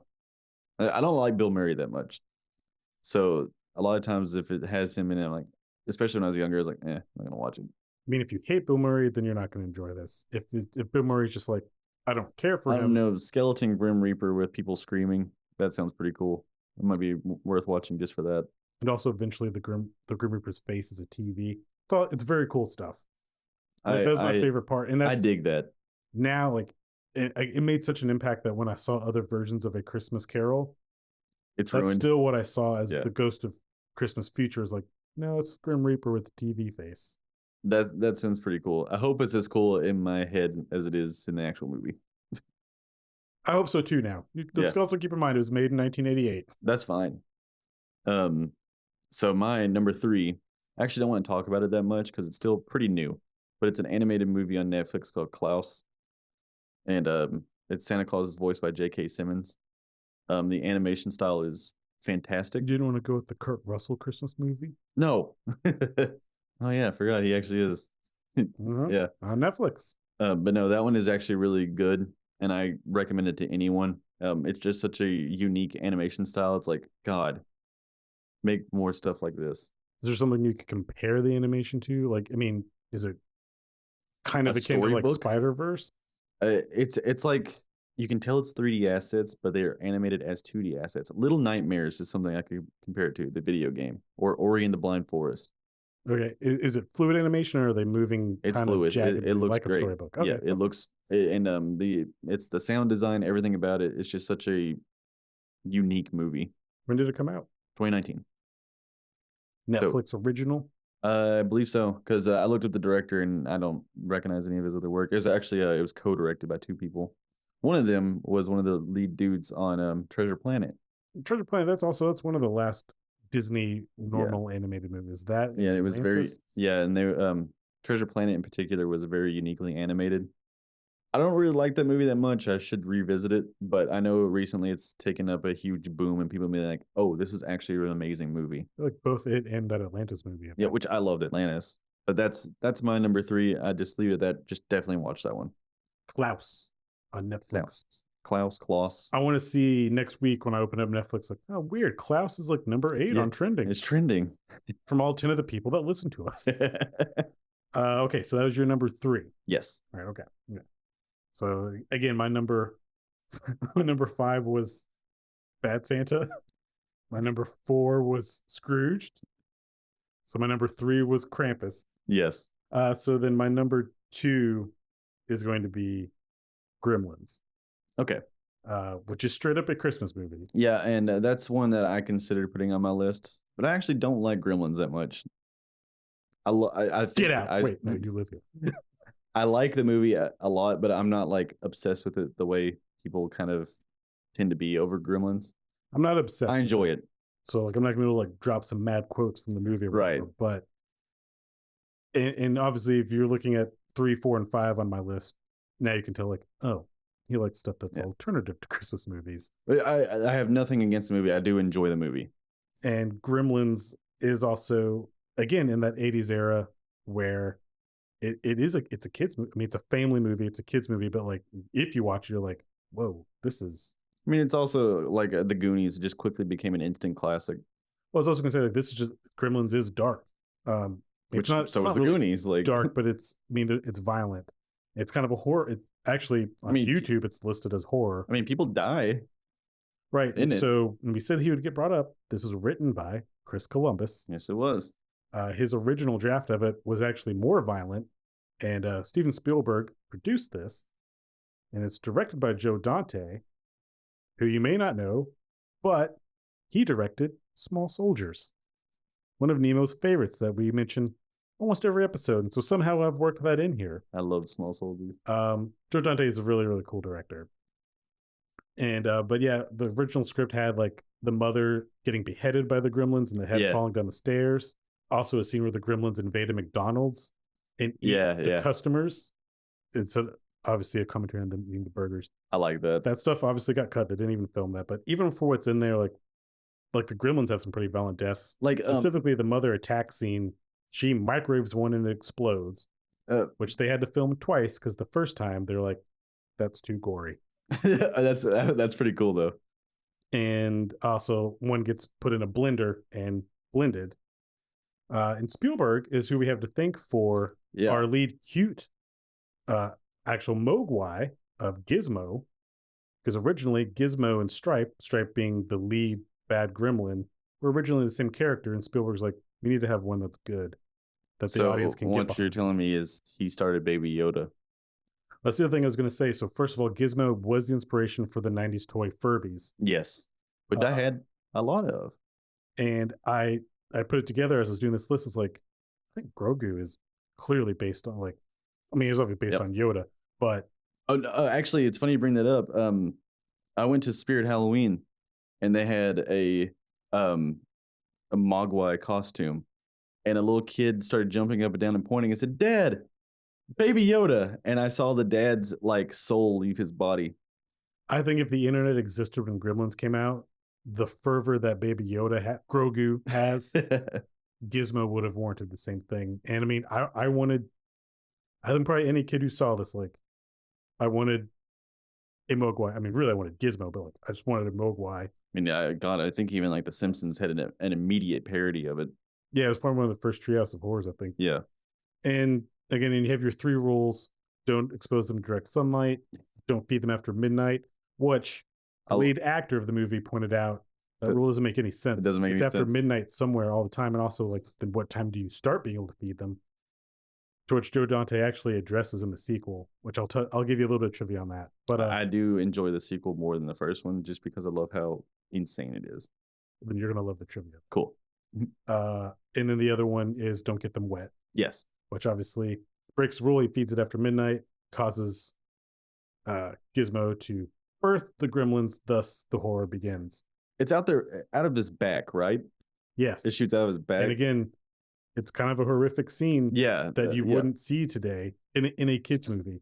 And Gremlins and Spielberg's Temple of Doom are the two of the movies, Jaws being one of the other ones, also Spielberg. Yes. That actually inspired the creation of the PG-13 rating. Because Gremlins is PG, and they kept it there. It really shouldn't be. But the MPAA was just like, there needs to be something between PG and R, because these movies are definitely this is adult stuff, but it's not quite an R rating, so we got to make something else. So even back then, PG-13 meant something. Doesn't really mean much now. This is just a memory. I don't know if this is just such a big thing, just that really resonated with kids for some reason. But the idea of being alone in a toy store always seems so amazing. So the entire scene, Gizmo's driving the little toy car, is the finale. Yeah, it's if something about that is always so mesmerizing as a kid. Or again, I kind of think Gremlins is kind of what I was talking about with Krampus, of this is a gateway. It's not really a horror. I don't really think it's a horror movie, but it is kind of did you like some of this? It's a gateway to monsters. Some of this gross stuff. Well, when you get a little bit older, we got some grosser stuff that we can show you. IMDb did have a listing for Gremlins 3 in 2023. I don't know if that's real. I feel that's a joke that got too far or something. But I do know clearly Gremlins is definitely a third one has been talked about numerous times. Just like Ghostbusters. But the interesting fact, so Gremlins, the original, where did I have it? It cost $11 million to make. It made $148 million in 1982. Doesn't that seem so low now? Right? That's the catering budget for, the new Star Wars movie. Yeah. So obviously that's a huge hit though, right? Yeah, absolutely. So the studio wanted a sequel. They tried so many different ways and they could never get a script that worked. And honestly, even Joe Dante, the director, has stated I have no idea why this worked. Yeah, it's like a lot of other movies that we've talked about. It's just like it just for some reason resonated really well. So since the studio couldn't come up with anything, but they're like, this is a huge hit. Like we need to do more of this. They just went to Joe Dante and was like, will you do a sequel? And he wasn't really interested in it, but they're like, you can do whatever you want. He's like, oh, I can do whatever I want. I did hear that. Which is, as you mentioned, Gremlins 2 is fucking nuts. And there's so much product placement. It's making fun of Warner Brothers. Everything. Leonard Maltin, who gave the first Gremlins a bad review, is in Gremlins 2 getting killed by the Gremlins. Yeah, it literally rips out of like the background or something. Or was that in the foreground? And he like rips that and like grabs him. Yeah, and I think there's even a bit where it kind of almost goes meta, where the Gremlins like acknowledge like this is a movie and we're taking over the movie. And it's also you get weird mutations of the Gremlins too. The flying one, the flying one is the one that sticks out the most to me because it's literally just a dude running from a nothing there, but it looks like no one told the crowd what was happening, so they don't react. Yeah, I love that. And what it is Joe Dante didn't give a shit. He's like, I'm just gonna do. Basically, as you and I have talked about off air, like Freddy Got Fingered or Malignant, where they're like, hey, they gave me money and let me do this. And Gremlins 2 addresses this rule of don't feed them after midnight doesn't make any sense. So it's maybe one of the first actual meta movies where it's just like, okay, I'm just gonna go gonzo with this. I like that a lot. So I don't know if one's coming in 2023. It could also just be an HBO Max thing, or who knows with Zaslav. But no matter what, a third Gremlins or a reboot of Gremlins will for sure happen. The issue is, here's the thing. Gremlins Afterbirth. There needs to be no CGI. It needs to all be puppets. Really shitty That's puppets. a really good title. I like that, Afterbirth. Thank you. They should just lean in like, don't even make this a family movie. Just go rated R. Yeah. But yeah, because the puppets is what made part of what makes it work. I would like it's there. It's something there. The actors are acting against something. And also they're flaws. You can see like funny. The black sock of the puppeteer in Gremlins 2. You can see it in puppet rods. There's multiple things in Gremlins 2 where they're just like, I don't give a shit. One of them's just like hanging and it's like not even moving. I assume Joe Dante was like, don't worry about it. We're all getting paid. Who fucking cares? Well, to bring back up the Muppets, like Kermit the Frog isn't funny. He's also one of the worst fucking puppet. Like he's the most basic ass puppet. Nothing. But the moment he starts wiggling his arms around, it makes me crack a big grin. And it's like, I feel like it's the same thing with the Gremlins. It's like, it just fucking shake it around. I'm like, that's pretty funny. So no matter what they do, as long as they stick to, we didn't CGI any of the Gremlins or Gizmo. Yeah, I don't care. Do as long as you do that, then do anything else. Joe Dante's still alive, so I'd also argue, like, let him come just do this. Right. And just go, fuck what. Even say, like, don't even worry about a writing, dude. Just go nuts. You know how people always just like sigh if like a character starts like talking like about like Instagram in a movie or something? People are just like, oh my god, shit. Gremlins attacking going through social media. That would be there's so much fun stuff you can do. It works. It's like you wouldn't even be like, oh god, I don't want to see this. When it's just like, oh, that would be genuinely really funny. I want to see specifically, you know, make Gremlins Afterbirth a Christmas movie, but it takes place over social media, and you get like an OnlyFans like thing. It'd be really funny. You would absolutely have a Gremlin who starts an OnlyFans, and you get a Snapchat Gremlin. You would have a cutaway to some kink freak who's like, yeah, I'm into this. He's like, I love goblins. And touch your goblin toes. And you'd have it'd be a shot where it's like an actual like a dude or a gremlin. And he's like, and then like painting his toenails. You say that as a joke, but I could see it working, and I want to see that. And it'd be like they'd be using Snapchat, put a face filter on. They'd be like, "Oh, I'm so pretty," or something like that, and just like it's like the worst like filter ever. If the poster on IMDb is to be believed, which again I don't know, but it is Gremlins is green and the 3 is red. So clearly, if it's real, they are leading into the Christmas part of it again. Good. Which is like great. And I mean, we're having a weird horror resurgence within Christmas. I mean, a movie I think both you and I are interested in seeing, Violent Night. Yeah, with David Hellboy himself. Somehow, some production company got away with ripping off the Grinch, making the mean one. So like, yeah, you can definitely do this Gremlins. So yeah, that's my number 2 is Gremlins. My number 2 is Home Alone. Christopher Columbus. Written and directed by Christopher Columbus. Yeah, it's just that's like a perfect Christmas movie for me. Which you've also said off air that you could argue it doesn't need Christmas, which is fine, but I think it makes it more special. That argument is only for what my number 1 is. But I also just like seeing Marv get destroyed. It's also another movie, like one that you mentioned earlier that I don't want to talk about, where the entire movie is normal, but then there's just one really paranormal thing that happens. Marv getting shocked and turns into a skeleton, or it becomes a cartoon. Also, I think it's amazing how the tone of the movie, or just tones of movies in general, can have the same shot with horrible, like, alternate reactions. That's him stepping on the nail. You think about like A Quiet Place, where everybody's like, "Oh my fucking god!" But in this one, you're like, "Yeah, fucking slap my knee." Yeah, I love Home Alone. I'd love to see an actual Home Alone 3. I know there's a Home Alone 3. Yeah. But an actual Home Alone 3 with Macaulay Culkin back now. And Joe Pesci's ghost. Joe Pesci dead? I have no idea. I don't think he's dead. But growing up Macaulay Culkin, and I don't care what the premise, how you set it up, it's just like, just do it again. And this time, like, let's just go all out. But also, Marv and, just going to call him Joe Pesci. Marv and Joe Pesci, they must be gods of some sort, right? Because he like burns his hand, gets it on fire. Marv specifically kind of gets the worst. He gets they both get the paint can to the skull. Dude, they both are like. But Marv gets the iron drop down the laundry chute to the face. Immediately, he gets the electrocution. He gets his feet hard, steps on nails, gets a tarantula on him. And in the second one, he gets a brick to the face. Dude, that's still from a New York rooftop, like still one of my favorite shots in a movie. And now, like, they wouldn't do that now because, like, oh, kids will get the wrong lesson. I never saw that. I was like, I'm going to go throw a brick on someone. Time to go throw a brick at someone. But yeah, no, Home Alone it's a fun movie. Yeah, it's like, I love the movie. It's just everything about it. But it is also an inherent, even the normal part, the beginning, as you're talking about the tone, even that, though, is like, it's such a movie because this could never happen. The series of events that has to occur for them to leave their child at home.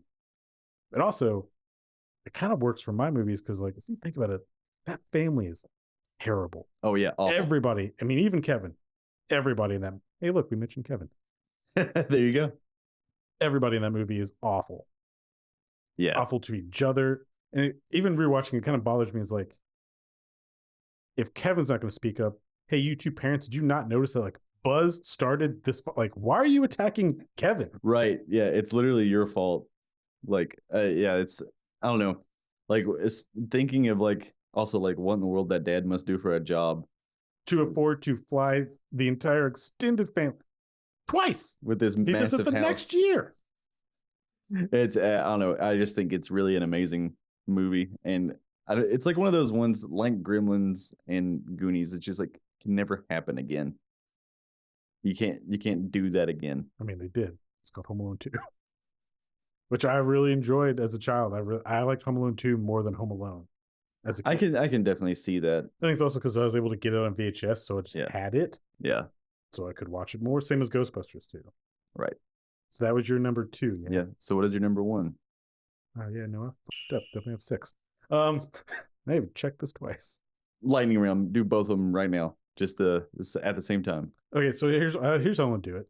So my number 1 of a Christmas movie that everyone is like, yeah, it's a Christmas movie. It's the most Christmas movie for me. Would be National Lampoon's Christmas Vacation. Okay. Also, though, I think kind of a boring choice because, of course, it's also one that I actually have not seen. I've only seen it. You haven't.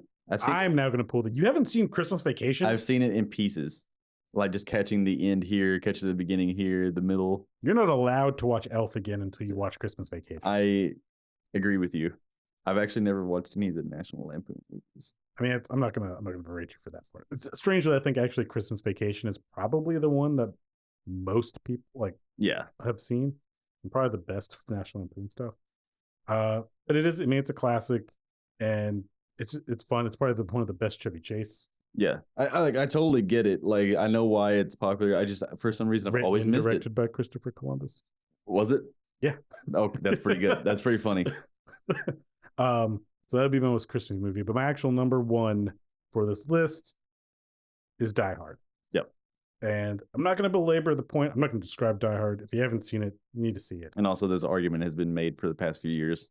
It is also, it's one of just the best action movies. And it honestly still does genuinely hold up. It absolutely does.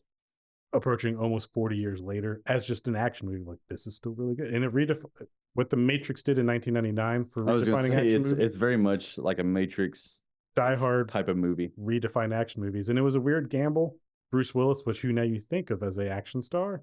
He wasn't. This is what made him an action star. Yeah, well, this was what made his kind of his breakout role. This Yeah, is what made him a film star. He hadn't been in movies. He was a TV star on Moonlighting. He was known for comedy. okay, So the studio didn't want him because, like, no one's going to buy this. And you have to think at that time for action heroes, you had Jean-Claude Van Damme and right. Chuck Norris, like these big muscle, Arnold Schwarzenegger, like these big muscle guys. Bruce Willis is not that. What had Alan Rickman really done anything at the time yet? This is his film debut. Okay. He was known for theater. I was gonna say because I knew he was like a Shakespearean actor. And this is also, I would say, maybe one of the most defining, literally, I'm going to put him next to like Darth Vader levels of a movie villain. It's enough that even if you haven't seen the movie, you still probably get a Die Hard reference. Yeah, same way that I've never seen Godfather. Oh my God. But I get every reference to Godfather. Oh my God, Father! But Oh my yes, this Godzilla. is a Christmas movie. If you disagree with it, that's fine. I'm not even one of those people that tells you you're wrong. That's fine. I get it. We described what some people see Christmas Right. movies as. So, like, I get why you wouldn't think that. But the movie is chock full of references to Christmas. Literally takes place on Christmas Eve. The point of the plot can only occur on Christmas Eve. Right. It literally has to happen because of Christmas. It's a Christmas party in a building that will be empty because it's Christmas Eve, except for the high level executives Right. at the party. Literally has maybe one of the first memes in a movie where the first kill that John McClane does, that he then writes, "Ho, ho, ho, I have a machine gun," Right. and sends it down to them. So I do think like maybe that is the first time a meme was done in a movie. Right. Obviously, the word didn't exist back then. But yes, this is Christmas. Even the score, if you listen to the score, it has actual Christmas instruments, jingle bells. Certain Christmas themes are woven into the theme of the score. Doesn't it do like the dun-dun-dun-dun-dun-dun? Yep. Yeah. And yeah, it takes place in LA, and I'm going to spoil it. When Hans Gruber, when Alan Rickman's character dies, he gets thrown off the building. All these papers are floating around him. It's kind of like, oh, it's like snow because LA wouldn't have snow. It's almost like an allusion to snow. Right. Granted, I could be stretching on that one. That may not have been the case, but it's definitely happening. So yes, I like it that. is a Christmas movie. Does it deal with this holiday of Christmas? Does it have Christmassy feelings? No. So if you want to watch a Christmas movie, then no, this isn't going to give you what you want. But if you want a movie that is a Christmas movie, then yes, this is one. And it is my number one on this list. That's good. It's a good choice. Can you guess what my number one is? Nightmare Before Christmas. It sure is. Yeah, I really. I'm going to say, before you to say anything, it's not on my list because for me, that is more Halloween movie. And I understand that. But it is absolutely a movie that straddles the two holidays. Yes. And that's what I like because that's how I Because you feel. like to straddle stuff. Yeah. Jack Skellington in particular. I mean, he's long and bony. What's this? But no, and also I do think it is though that Tim Burton gets all the credit for this because he made up the characters. He didn't even. He presented it. Didn't He even literally do just called it He anything. Presents. It's so bullshit, but Henry Selick really deserves that spotlight. I literally He have a just had- Coraline doll sitting here. He just had a new movie come out on Netflix. Yeah. I believe so. If it hasn't come out yet, it will be soon. Do you remember what the title is? No, we can- not right off the bat, but I can Or whatever. I'll pause that real quick. Hey, I mean, let's go the Blizzard Diablo route. You all have phones, don't you? You have phones, don't you? Look it up. Look up Selleck. Not Tom Selleck. It is Wendell and Wild, and it's out. That is Netflix, yeah. Yes. So okay, all right. So add to your Netflix queue. You got Klaus and you got Wendell and Wild. Well, Nemo's Picks. I haven't watched that yet. But no. Nope. If it sucks, write Nemo. Let him know. But no, Coraline stuff, all that stuff, fantastic. That animation studio kills it every time. He also made Monkey Bone, and I love Monkey Bone. Anyway, Nightmare Before Christmas. I love all the characters. I love all the designs. Literally everything resonates. What's your favorite song? The Oogie Boogie song. I do love Oogie Boogie. You're joking. You're joking. I can't believe my eyes. Yeah, like the This Is Halloween opening and all that stuff. The What's This part. I don't know. It's just the entire movie is just so fun, ridiculous, and also I am the prime candidate for Hot Topic merchandise. Yeah, of many things. I mean, Tim Burton probably is the foundation for Hot Topic's creation. For sure. I recently saw A Nightmare Before Christmas at the drive-in, That's cool. and I hadn't seen it in many years, and it was really fun. It was a good time. But upon that rewatch, with our current, more politically correct mindset of 2022 or 2020 at the time, Right. was like, wow, Sally is not just abused by a doctor, brain comes out of his head, but Yeah. like Jack is also an asshole. It's kind of a And you accept him at the end, but like he didn't do anything. He didn't learn a lesson. no. He's just like, you know what? Now you're mine. That's the beauty of this movie. It's just it's like it happens. It's just a movie. I feel for Sally, and I Yeah. want Sally to get her own movie. They kind of redid her character with Corpse Bride.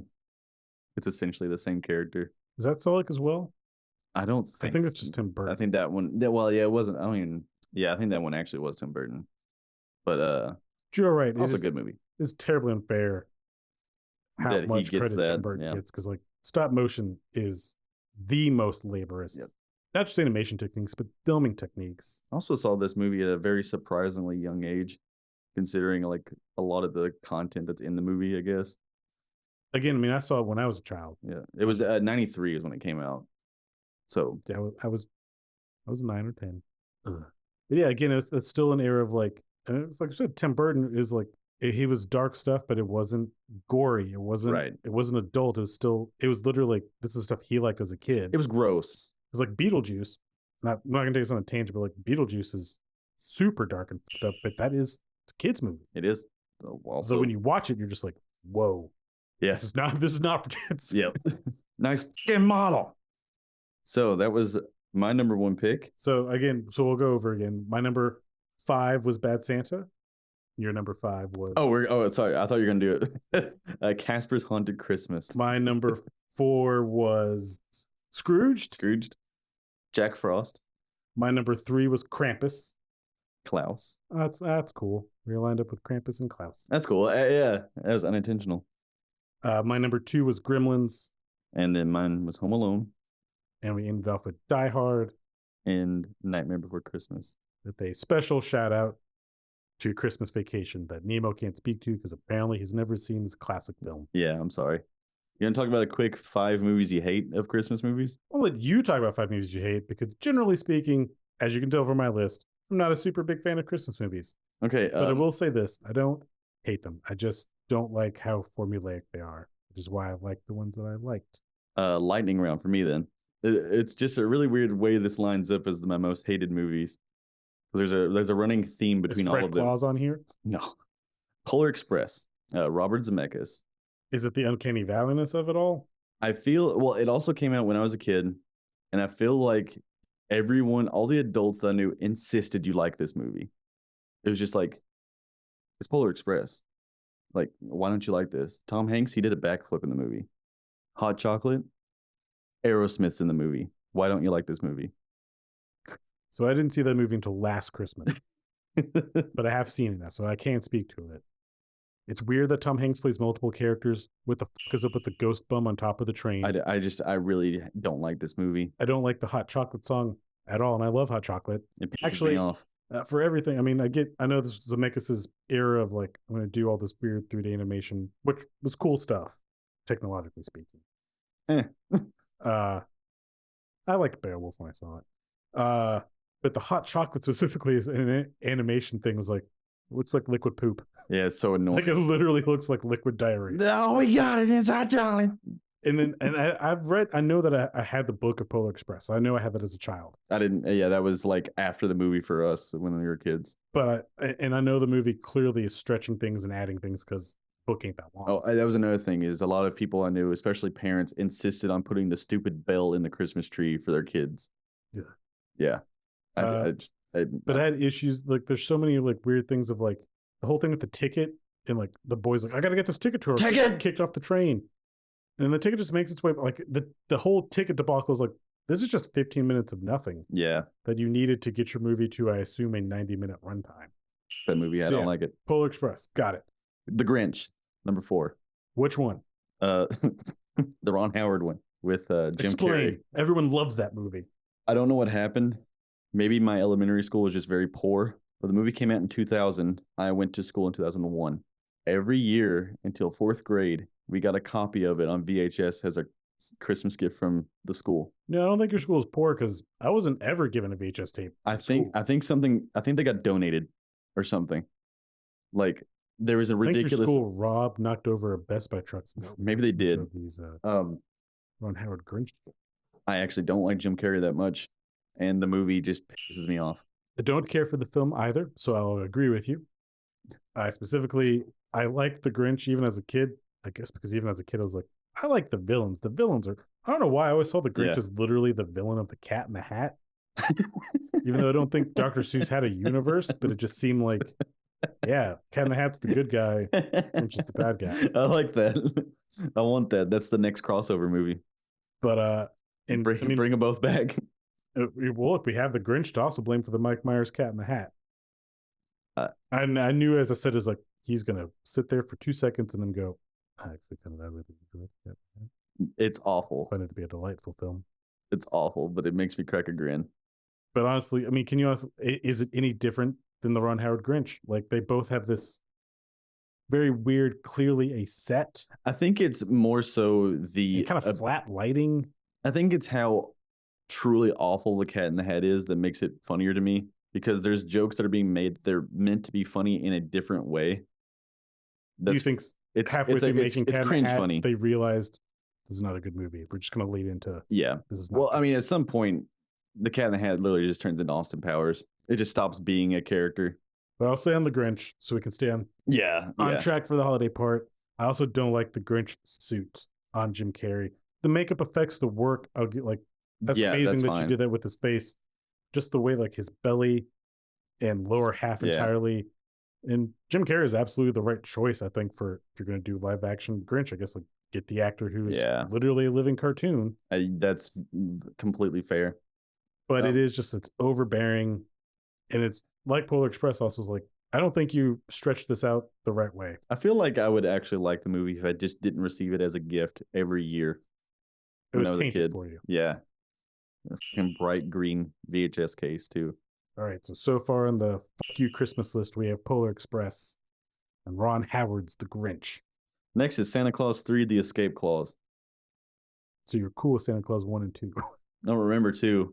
1's okay. 2's the one where he gets the wife. Where it's the other clause of like, oh, you got to find a woman in 8 years for some reason. That was directed by Michael Lembeck. Okay. I don't know who that is. Nobody does. He's the director of Santa Claus 3.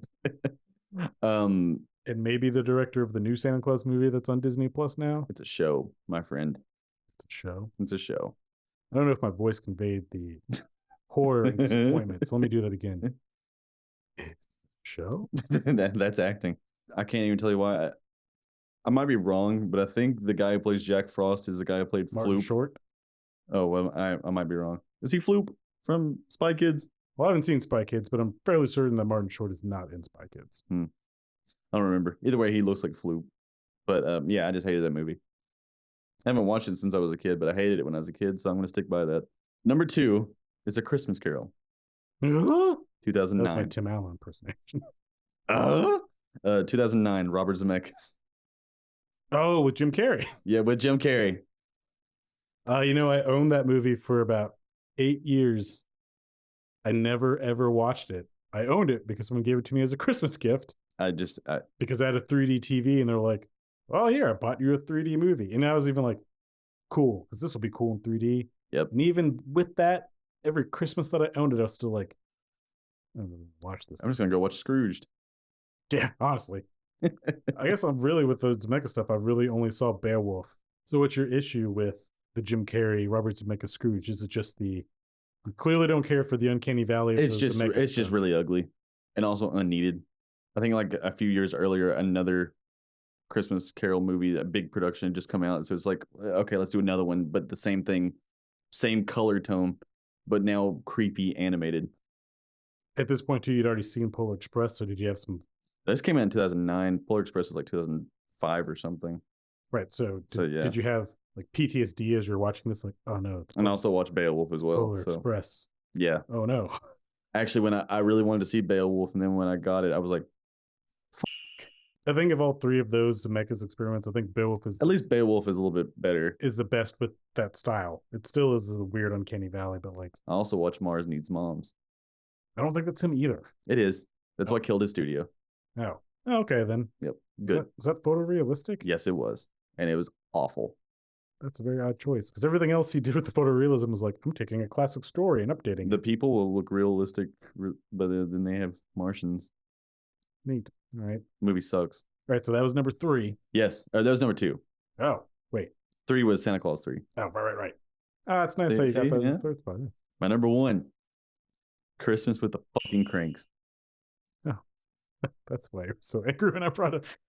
I wish sometimes that we recorded the video of this, even though I don't want anyone to see my face necessarily. But his face did drop into the most stone, angry face when I was like, what's that Tim Allen movie? Christmas with the Yep. Joe Roth directed this. Guess who wrote it? Chris Columbus. He sure did. Did he actually write like the whole screenplay, or was it just like story by?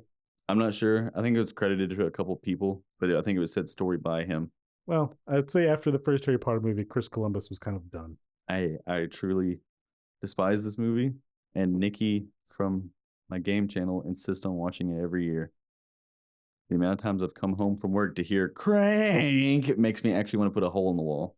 Would you rather watch Santa Claus 3 or Christmas with the Cranks? Santa Claus 3 all the way. At least the last time I watched that was I was a kid, so I might find something entertaining in it now. So you don't know, you might actually enjoy the entire Santa Claus trilogy. I doubt it. I really don't like Tim Allen. Fuck Christmas with the Cranks. It's particular. Have you seen Deck the Halls with Danny DeVito and Matthew Broderick? At some point, but I don't remember much about it. I don't think it's as terrible as Christmas with the Cranks, but it's definitely in that era. Now that you mentioned Vince Vaughn, I think he's in another Christmas movie with Reese Witherspoon where it's like they have to go to like 4 Christmas. I think it's called 4 Christmases. I'm pretty sure. You see a running thing going on with some of these actors and directors, huh?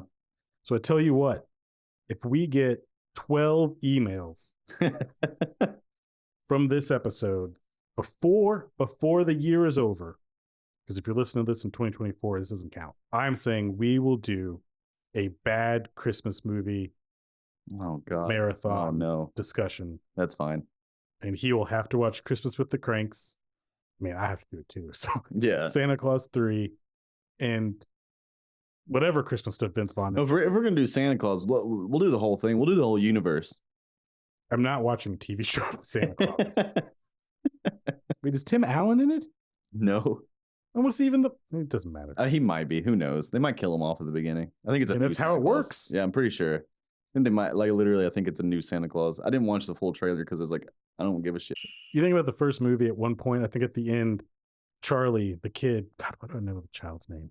What? He says, I think I'm going to go into the family business. Sure, that's a cute joke. And then you think about it like, wait, He's going to kill his dad. this is like Simba saying, I can't wait to be king, which is like, that sounds like a beautiful song. I was like, talking about, can't wait for your dad to die? Right. Guess what? Scar's going to help you with that one.